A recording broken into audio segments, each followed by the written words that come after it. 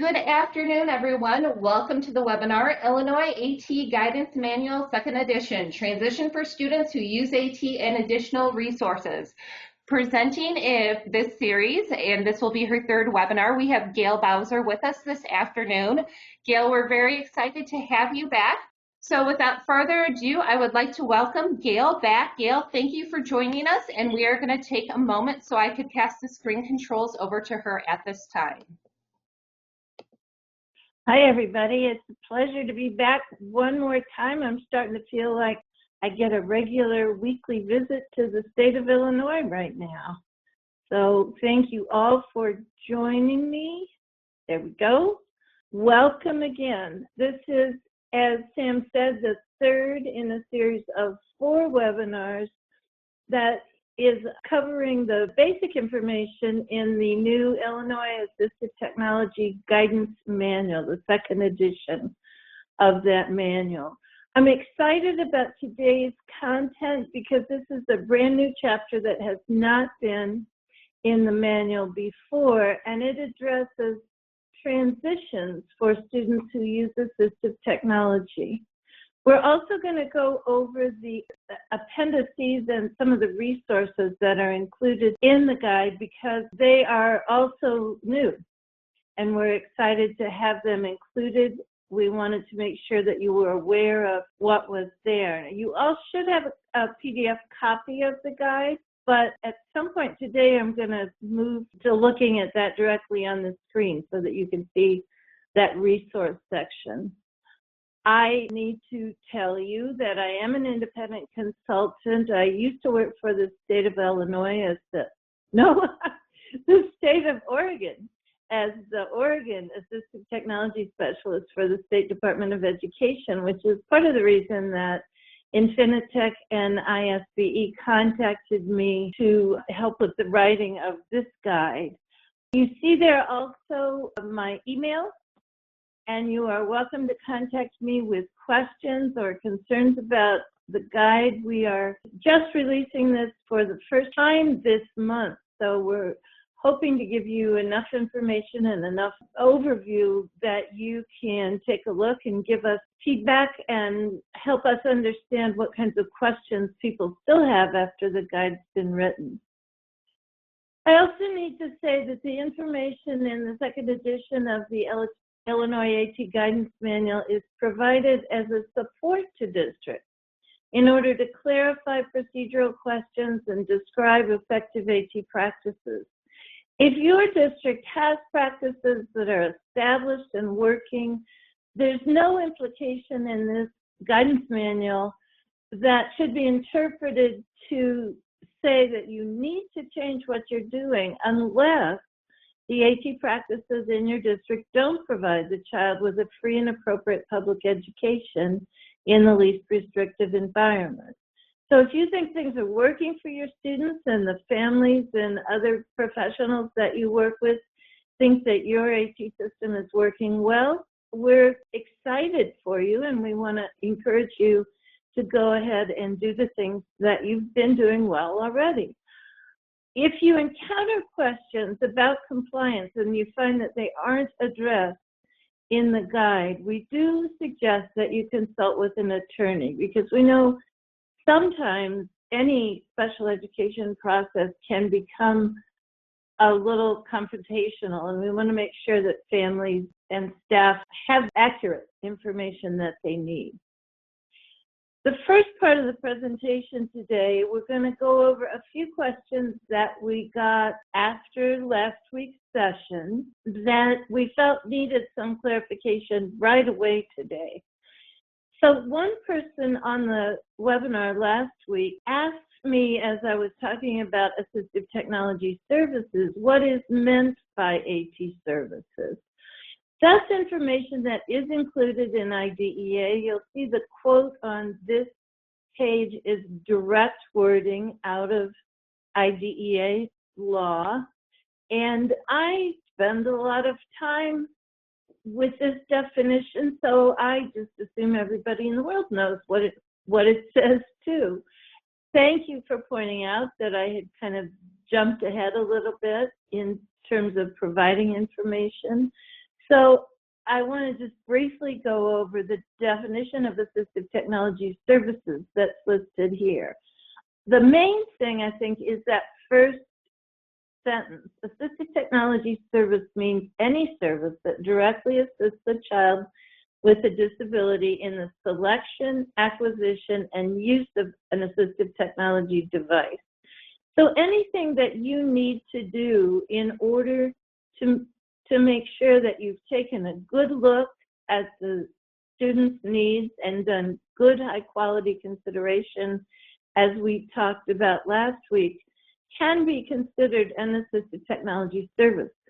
IDEA lists these services specifically. So the evaluation of a need of a child with a disability, including functional evaluation of the child in the child's customary environment. So you may remember that last week we talked about evaluation and assessment, but also we talked about trial periods of equipment, which could be either part of assessment or evaluation. So that meets the need that's listed here in IDEA. The second service that's specifically listed as a responsibility of school districts for children who need assistive technology is purchasing, leasing, or otherwise providing for the acquisition of AT devices. So making sure that the child has the assistive technology that they need. And we talked some about the school district's responsibility to provide AT, but also their ability to look for outside funding sources if those are available. C is selecting, designing, fitting, customize, adapting, applying. I think it's like a word salad here. Making sure that the child has the assistive technology that they need, and then repairing or replacing it if that becomes necessary. D is coordinating services with other therapies to make sure that all people who might be involved in assistive technology have the ability to know what's going on with the assistive technology and can collaborate and interact. You know, one of the things that always strikes me when I read this particular service in IDEA is that assistive technology is one of the few services we provide which doesn't actually belong to a particular discipline. So an educator might be thinking about a child's need for assistive technology. A speech and language clinician might be thinking about a child's need for assistive technology. OTs or PTs might be thinking about that same child or a different child and their need for assistive technology. And all of that thought and consideration really depends on the characteristics and the needs of the individual child. I think it's one of the reasons why we have needed a guidance manual about assistive technology, and also why it can sometimes feel a little bit confusing because there's no specific discipline that owns the field of assistive technology. We're all involved as we should be. The last two bullets are about training or technical assistance, both for the child or that child's family, and also for the professionals providing the education or rehabilitation services. And you see, again, there's another list of people who might need training. So that's the definition in IDEA about assistive technology services. There were a couple other questions I want to get to before we talk about transition today. And one of the reasons I wanted to talk about this group of questions is that some of the questions that we received were really beyond the ability of ISBE to give guidance. So let's look at the three bullets on the right. Does a formal report have to be written for an assessment, or is data that's gathered enough? That's really a question for your school district and your school district processes. Each public agency has the right and the ability to create operating guidelines and processes that help everybody in the district to offer consistent, equitable, and effective assistive technology services. So this question about who writes a report, when does a report have to be written, or is data enough, really is a question that has to be addressed at the school district or agency level. And the reason for that is that every school district and every agency will have different resources, different geography, different staff available. They'll have many, many differences in what's available to them. So you can imagine that assistive technology services, for instance, in Chicago Public Schools might be quite different than the assistive technology services that are provided in Decatur. For that reason, ISBE doesn't offer guidance at that kind of a detailed level, and we expect that school districts will give that kind of guidance to their staff just as they give guidance to staff about how to do other special education processes and district processes. One of the other questions we got that's of a similar nature is someone said, we have a student who only played on the AT device we provided, and the AT was discontinued. When I hear played on, I always assume that was an iPad, but I don't have that specific information. The person who submitted the question said there was no other intervention suggested or recommended. Is it up to the teacher to come up with ideas? Again, the answer to that question is that that needs to be a district process and a district decision. But certainly in this case, where you tried one kind of assistive technology and it didn't work well for the student, it would be up to the IEP team to reconsider whether or not this student really could benefit from assistive technology, or whether there are other instructional strategies or accommodations or modifications that might offer the student the desired benefit. A third question here that falls in this category of needing to be district guidance rather than ISBE guidance. If during a classroom assessment, a person coordinating an assessment activities is not a member of the student's team, do you get parent permission for that person's participation? That question really depends on a whole lot of things. It depends on whether or not the additional person is an actual member of the staff of the school district. It might depend on all kinds of things. But basically, that is a district policy question, and it probably applies to many situations in addition to the question about assistive technology, because I'll bet you often have consultants who come in to help with an individual child's IEP or educational program, and there are things that you have to do to make sure that the parents are informed about what's going on, and also make sure that you're in compliance with a free and appropriate public education and purpose.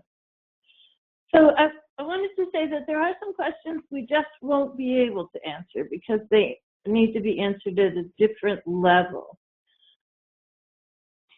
Here's two more questions that we found that we couldn't answer for a different reason.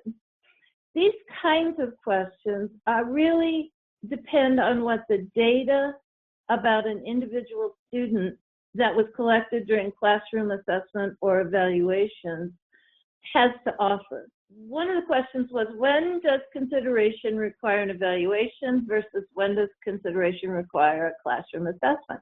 How do teams know when they need to move to an evaluation? The second one that's similar to this is, if a team doesn't have enough information during the consideration conversation, can we use assessment instead of an AT evaluation if the domain area is already identified? Again, the answers here are not even probably district policy, although I'd certainly be talking to my district director of special education if I had a question like this.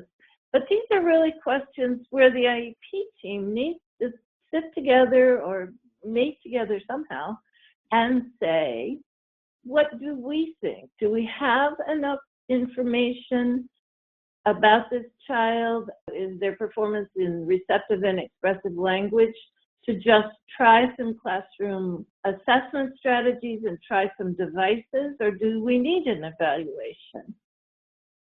So ISBE does not have criteria for decisions that are really the responsibility of the IEP team. And one of the things I really have learned over time is that it's a big responsibility that IDEA puts onto IEP teams. They're really required to understand their own responsibilities and make decisions about the lives of individual children. So that can sometimes be scary. You probably won't get state guidance about decisions like this. You may not get school district guidance about decisions like this. But one thing I do want to say is if you have questions about what's needed for an individual child, it's always good to see if you can identify some of the people in your district or in your resource group who might be able to have some additional ideas about how to operate. Since we're doing an Infinitec webinar today, let me say that Infinitec is a great resource for individual information about some situations like this. So you might want to start with some of the folks at Infinitec and see if they have ideas to offer you when you have questions like this. We had a question that we addressed last time that actually had a follow-up question. So I wanted to go over that with you. And then we're going to move on to transition so that we have enough time to do that. This question said, if the team decides during the consideration portion of the meeting to complete an evaluation, is it appropriate to indicate that in the consideration of special factors box? And we last time gave this example wording that's on the left side of your screen. The team has determined that an AT evaluation is necessary to establish whether AT would benefit the student. The team will use the IEP evaluation process and update AT information throughout the IEP within 60 school days. So we had quite an extensive conversation about this idea of postponing, that's probably not even a very good word, about delaying the decision about a specific assistive technology solution in a specific domain by starting an evaluation process. And if you want more information about that specifically, I want to refer you back to last week's webinar. But we did have a follow-up question that we thought was important to address. And that was, do we have to hold another IEP meeting, or could this decision, once it's made and once the evaluation is completed, be changed with a minor amendment form? I did talk to ISBE about this because every state has different rules about how the forms are used and when they're used. And the response I got from our ISBE representative was, because the IEP team has already determined that the student needs AT, an amendment form could be used. However, if a member, and I want to say if any member of the IEP team disagrees with the evaluation results, that person could request another IEP meeting and begin a discussion or a new consideration process based on the results of the evaluation. So those were some of the questions that we got last time. We'll come back to some other ones after our content. I did want to say today's topic is Chapter 9, Understanding AT Services in the Context of Transition. We're also going to look at additional resources in the guide. There's going to be one more webinar. Our webinar next week is the final one in this series. And it's going to be about some of those things that I just discussed in terms of having district guidelines and operating procedures for teams to help them know what it is they need to do and when they need to do it. To help us prepare for the final webinar, please go ahead and type your questions and concerns into the questions panel. And if we can't address them today, we'll do so at a later date. So Sam, do we have any questions right now? I would say two questions that I see that would be fairly pertinent popping up. The first one, Gayl, is if parent permission is obtained for a classroom assessment by a non-regular member of the student's team, does this initiate the 60-day clock? If it is a district form, then absolutely yes. I'm a little unclear what that situation would be. So I'm not sure if you're talking about an outside evaluator or somebody who's actually been brought in to be a part of the IEP team process. Linda, clarify that real quickly. In general, I would say yes. When a district level form is used to start an evaluation process and permission to evaluate, all the timelines and all the rules apply. A cooperative consultant brought in to support the teachers. So yes, someone from their special education cooperative. Okay, if it is part of the IEP consideration process, then yes. Any evaluation that started and parent permission is signed, the timelines and the rules for evaluation apply.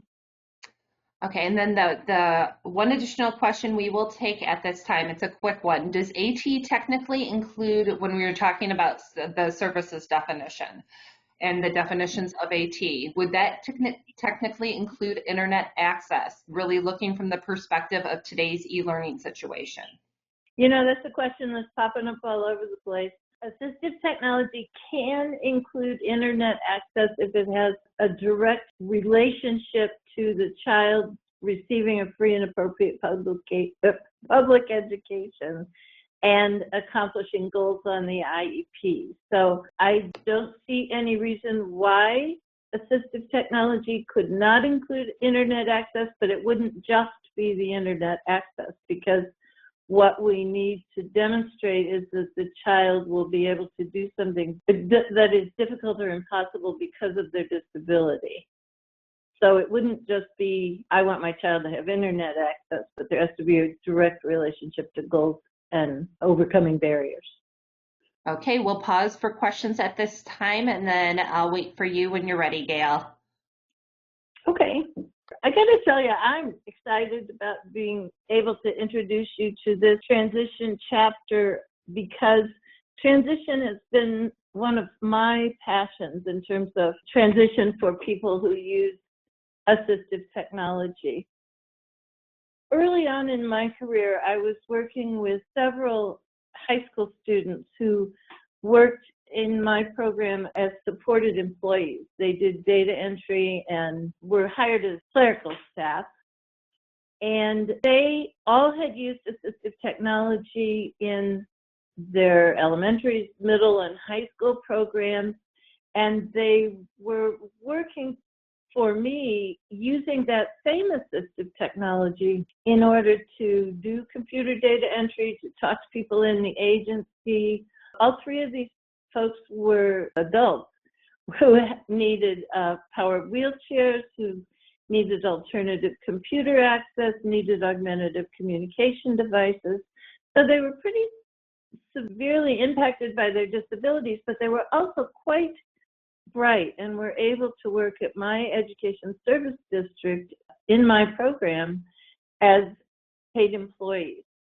They could operate Excel spreadsheets and create word processing documents and do all kinds of pretty traditional office tasks.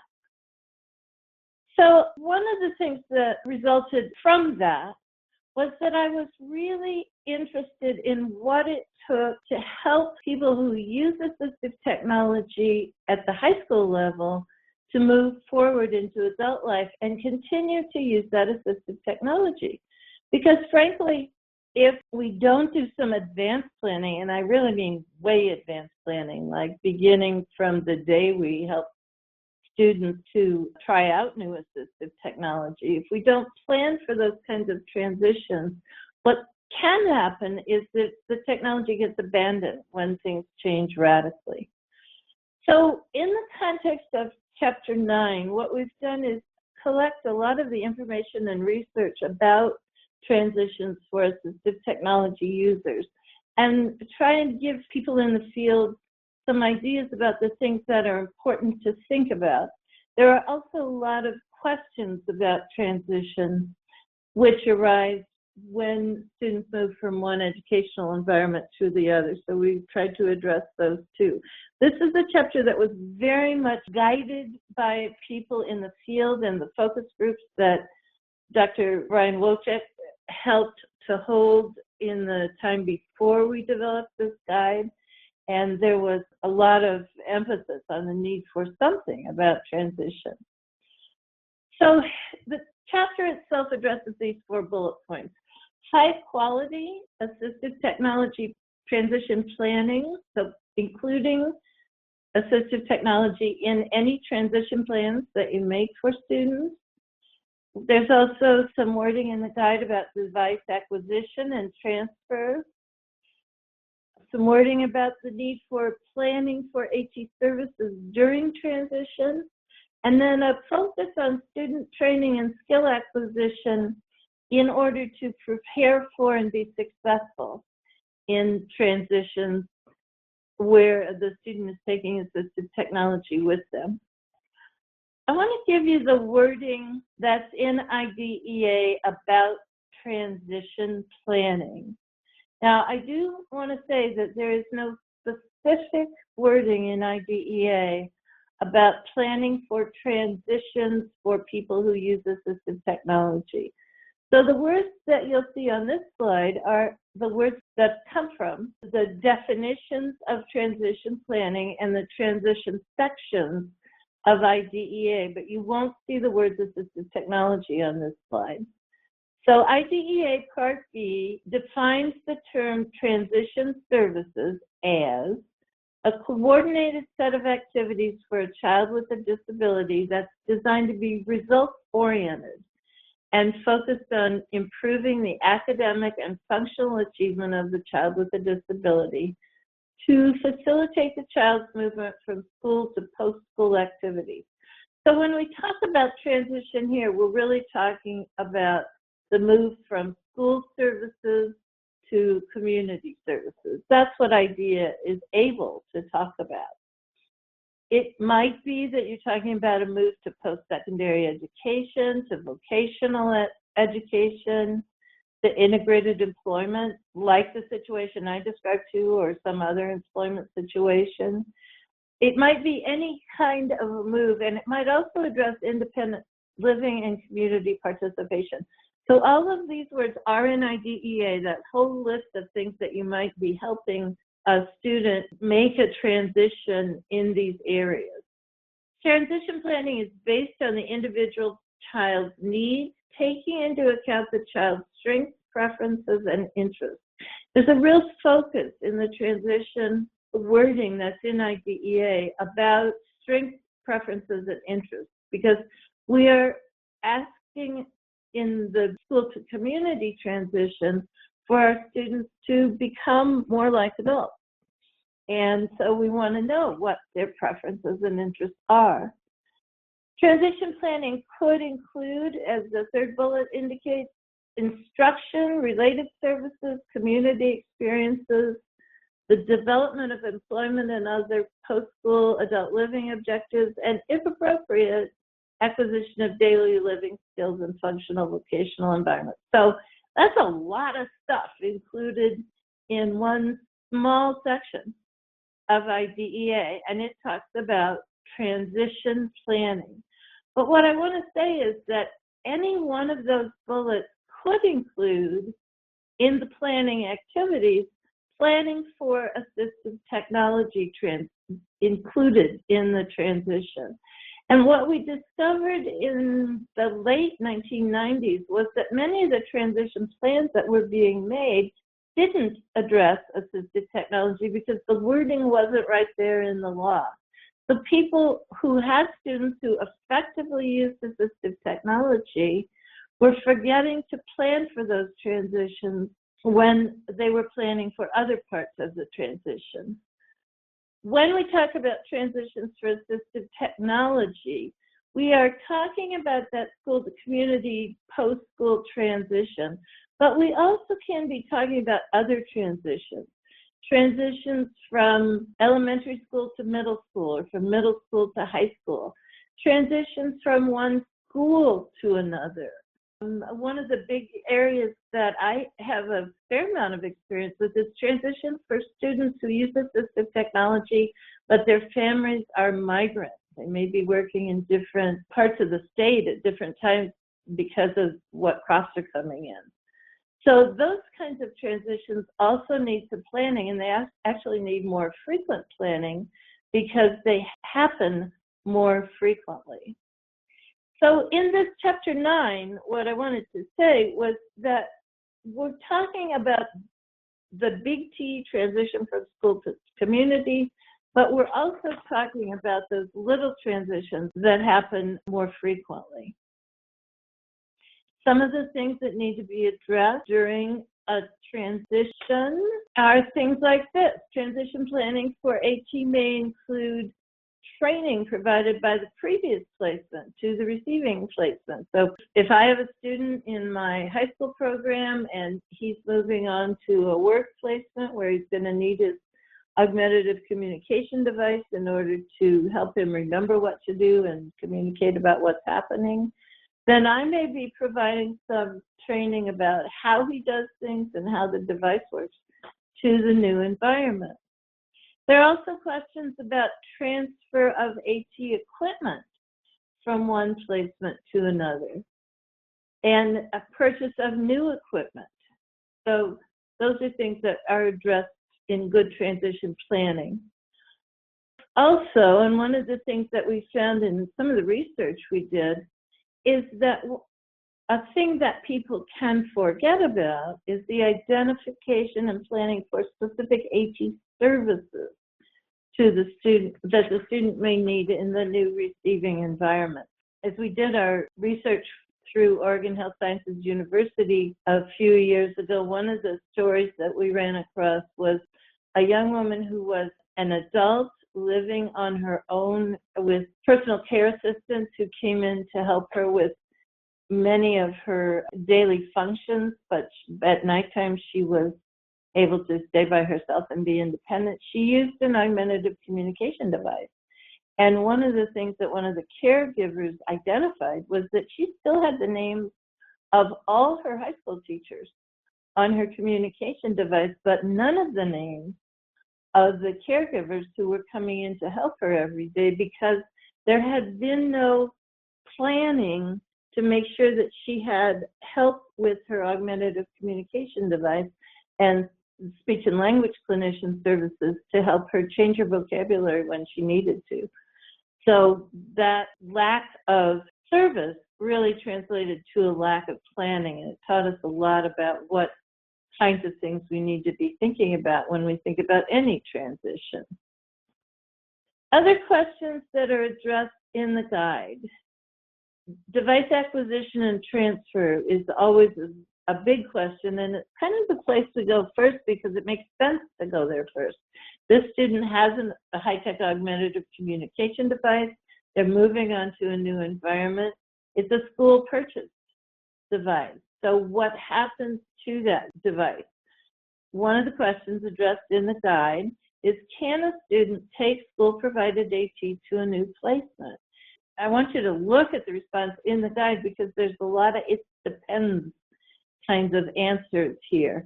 If the school purchased an assistive technology device, the device belongs to the school or the district. So if the student is moving from one school to another within the district, then that transition is usually pretty easy.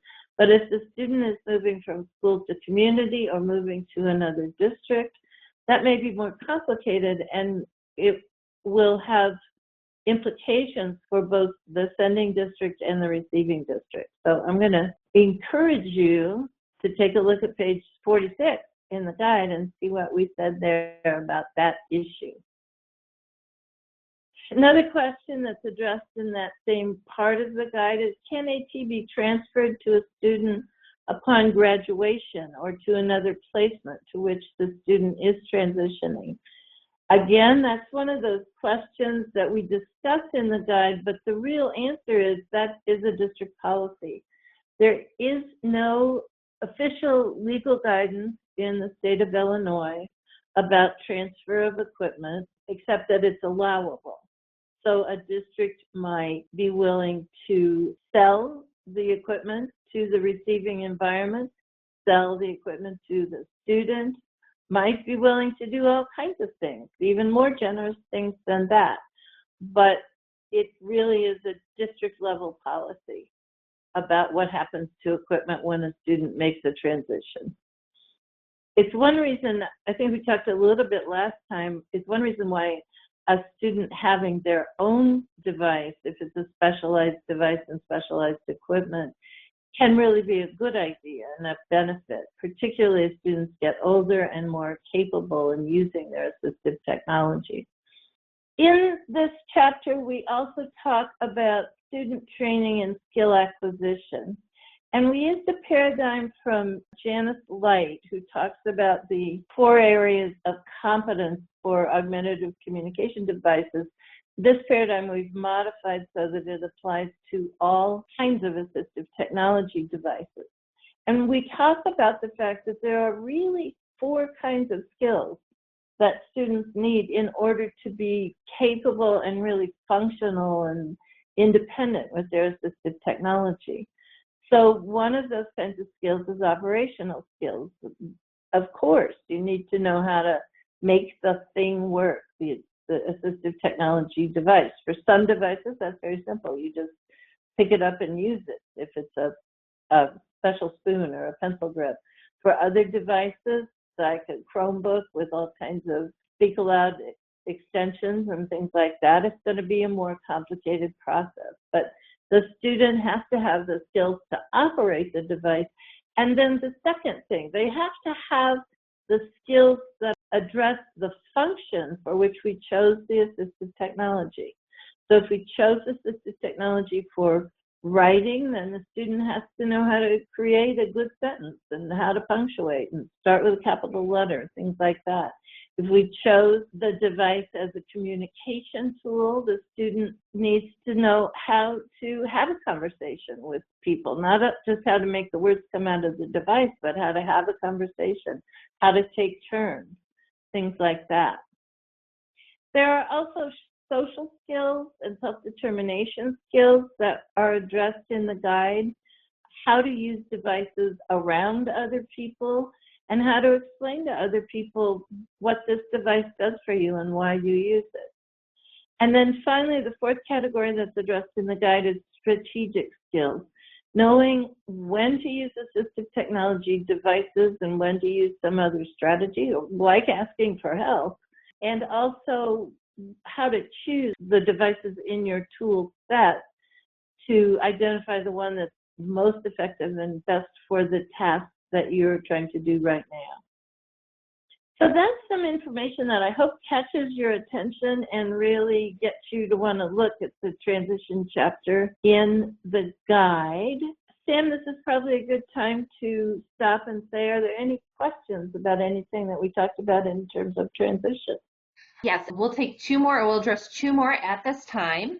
The first one is, in our co-op, vocational job placements refuse to allow AAC devices into the work fields due to liability. Wouldn't this be illegal or in violation of FAPE? Anytime somebody says, would this be illegal, I want to defer to ISBE. So let me take that question back to ISBE and we'll bring it back next Monday with some kind of a response. One thing I will say is if the student has work experience goals that include use of an augmentative or an assistive technology device in their IEP, it's the district's responsibility to implement that IEP. But we're talking about multiple agencies here and actually multiple laws involved. So let me go back and check with ISBE and I'll bring that one back. Okay, sounds good. And the second question is, when a student turns 22 and no longer receives services from the district, Who would provide AT services in the adult world? And if we are planning for it in the transition plan, how do we handle the cost for such services? Who will provide the devices in the adult world will be very much up to the characteristics of the individual and the services that they are eligible for. Common agencies that can provide assistive technology to adults are your developmental disabilities agencies and your vocational rehabilitation agencies, depending on what the child uses and what they're eligible for. But there are a million ways that people acquire assistive technology devices as adults. Sometimes that they buy them themselves, sometimes it's insurance. What's clear is that once a student leaves the school system, it is not the school system who's responsible for the provision of the assistive technology. And can you repeat the second half of that question for me? Then the second half of the question was, if we're planning for it in a transition plan, how do we handle the cost for such services? So if you're planning for a transition plan from school to community services, that's one of the things that really needs to be addressed, is who will pay for that device and how will it be acquired. And then also don't forget to plan for the provision of and the cost for any services that will be needed in order to make sure the student or the person is still able to use their assistive technology as an adult. One of the things that we see as students move from school environments to community environments is that they abandon their technology because they don't have all of these 4 skill areas and they aren't able to be independent. The school has done a lot of supporting of the assistive technology use. But by the time a student leaves K-12 system and moves on to community services, whatever they are, they should be pretty independent with their assistive technology, or there should be a plan in place to make sure that they continue to receive the training they need in order to become independent. We had someone else also ask, to kind of piggyback off of that, wouldn't access to AT in the workplace also fall under ADA? Yes, it's one of the reasons I hedged a little bit on that previous question, because there are a number of other laws besides IDEA that apply when you're talking about an adult service agency, and I want to get my ducks in a row before I give a full answer to that question. So we will address it next time. Okay, perfect. I did want to spend just a minute showing you some of the resources that are in the appendices for the guide, because we're very excited to have been able to include all of these items at the end of the guide. You have in the guide the full set of indicators, of the quality indicators for assistive technology services, the quiet indicators. And they are listed with the indicator, the intent statement, sort of a clarification of what each indicator means, and also some common errors that school districts make when they're providing assistive technology services. The indicators themselves there are 8 areas. They are consideration, evaluation, inclusion in the IEP, implementation, evaluation of effectiveness, transition, administrative support, and professional development. So the indicators really cover a wide range of activities that we've talked about in the guide in terms of Illinois law specifically, but we wanted to be able to give you those indicators to help you get a picture of what high quality assistive technology services might look like. So the indicators describe high quality assistive technology services regardless of what your service model is. If you have an expert model where you have a team of people who goes in and works directly with individual students to identify the assistive technology they need and help make sure it gets into a classroom. We believe those indicators will apply to your model, but also if you have a more capacity building model of service where you're encouraging your resource room teachers or teachers in your self-contained classrooms to begin to make some of those assistive technology judgments on their own, these indicator areas should also apply to your model. There's a new inclusion in the quality indicators for assistive technology family, and that is quality indicators for students with Section 504 plans. We know that there are many students in our public schools who do not need specially designed instruction or IEPs under IDEA, but they may also need assistive technology in order to benefit from their educational program. These are often students who have academic difficulties caused by their disability. A common one of the most common areas is written communication. So you may see students who require some kind of electronic keyboarding option or speech to text in order to participate in the general curriculum. But students under Section 504, while they benefit from the general education curriculum, may need assistive technology to help them overcome barriers posed by their disabilities. So there are quality indicators for those students which relate to the quality indicators for assistive technology, but are a little bit different because there is no IEP for students like that. Also in the guide are 4 forms. There is the set scaffold, which Joy Zabala generously shared with us, which helps us to make decisions about what of a variety of tools might be the most useful and beneficial for an individual student as the team considers assistive technology.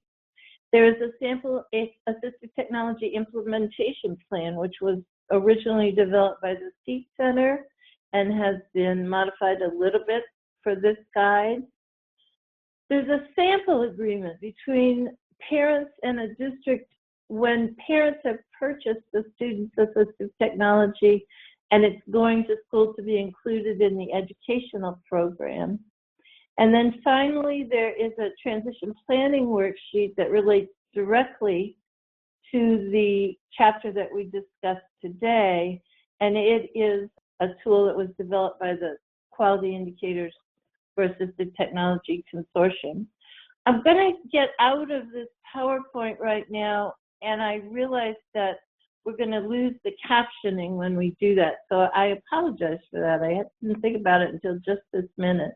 But I did want you to see that this is the appendices at the end of the guide. There's the quiet indicators, and there's a lot of them. There's 8 areas, and they're all 2 or 3 pages long.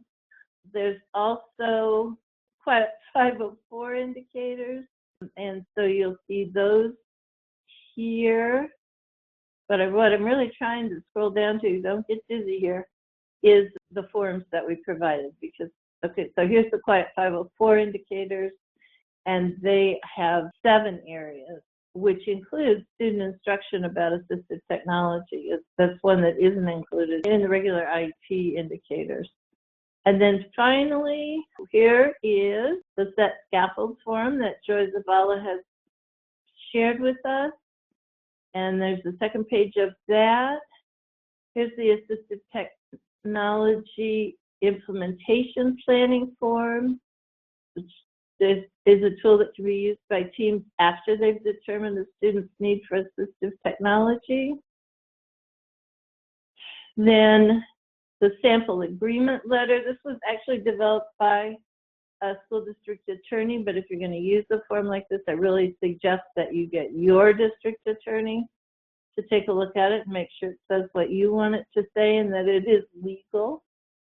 And then finally, the Quiet Transition Planning Worksheet for assistive technology users, which can also be found on the Quiet website as a Word document. Sam, I think I'm done for the day. We've got a couple more minutes. Do you have any more questions for me?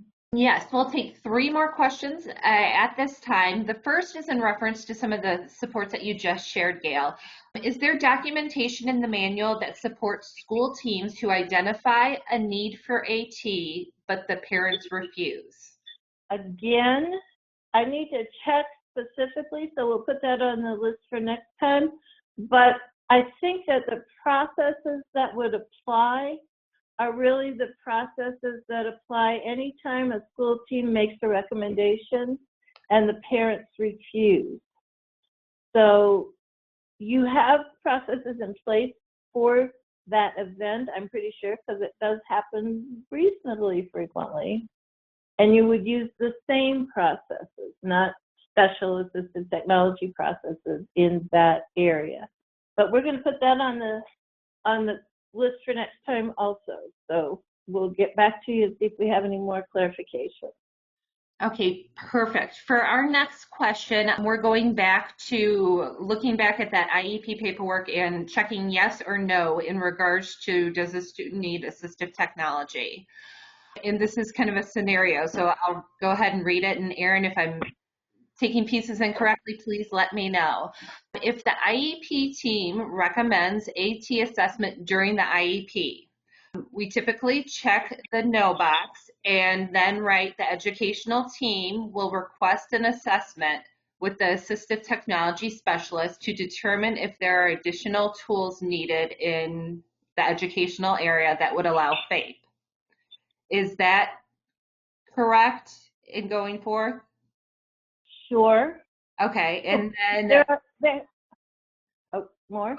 I was going to say yes, there's a second part. And looking that the yes is checked should only be checked if AT is needed following the assessment. Well, that's correct. Okay. There are a couple ways you can do that, and we've, I think, provided information about both of them in previous webinars, but we'll clarify next time. You could do 2 things. You could say, yes, we believe assistive technology is needed, but we don't have the specific assistive technology identified yet. We're not sure if it's an electronic augmented communication device or a pod book or a PEX system. So we're not sure what will work, but we're pretty sure the student needs augmented communication. So that would be when you check yes.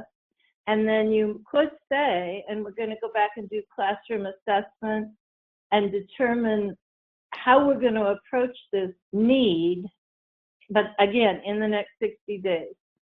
If you say no, then you almost are going to have to open a domain and call it an evaluation, because what you've done is identified an area where you don't have enough information and you need to collect more. So it would have to be related to a domain. I'm guessing it's communication, because that's where these questions come up the most often. So you could do it several different ways depending on how unsure you are about the need for assistive technology. And of course, the best thing would be to anticipate the conversation and collect some assessment data before the IEP meeting, because we now are informing peers at every IEP meeting that assistive technology will be considered. So we need to be prepared to do that when the meeting happens. Okay. I think that's all I have to say about that right now. Nope, I think that's perfect because I got a good confirmation. That was how it was understood by the participant that asked. So thank you. Okay. I do want to say there are a few more questions on this PowerPoint that we didn't get to today because you had such interesting questions. So we'll pull those up next time and discuss them in a little bit more detail. But if you've got the PowerPoint, you can look at the answers right now. Perfect. Did you have time for one final question, Gayl? I do as you do. You're the one in charge of the webinar, so. Okay, we'll do one more final question and then we'll wrap things up. So the final question is, do you recommend articulating concerns for the receiving team's need to get additional support and training for ATs by incoming students, for those students that are really moving from grade to grade? I'm really looking at the idea that sometimes those educational teams are not identified until like right before that week before school starts. That's one of those questions that's going to depend on the student and the situation and all the players involved. So I don't have a general recommendation about that other than if the student or the receiving team members need more information about the assistive technology, the team should discuss ways that might be able to happen, or at least develop a communication strategy for communicating with the receiving school once the team is identified. Okay, so that sums it up, Gayl. Did you have any additional final comments that you wanted to share? I want to thank you all for your questions. You're keeping me on my toes. I have to think really hard when we open this up for questions. And they're good questions that we will be sharing in different formats as we move forward after the webinar series is over. So thank you. So thank you so much for sharing another hour of your expertise with us, Gayl. So thank all of you, and this will conclude our webinar. Have a good night. Good night, everybody.